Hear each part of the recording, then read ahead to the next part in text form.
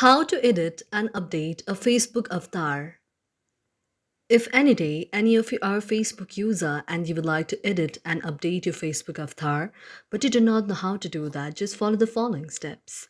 For this, first of all, you have to find your Facebook application on your mobile device and then you have to tap on it like this. After you tap on it, now you have to go to the three lines on the top and then you need to go to your profile. After going to your profile, now you have to go to the three dots there. After going to the three dots, you can see an interface like this. Now here what you have to do is you have to go to the option of edit.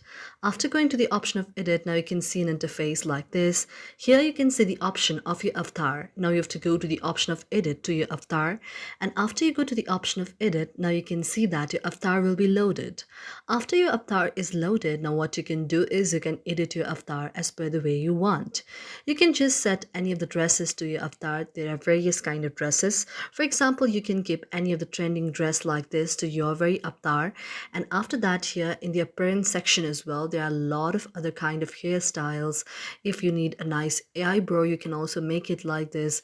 If you need any of the facial hair, you can just skip it as well. You can also change your skin tone and you can also change your body by tapping on the option of the body like this.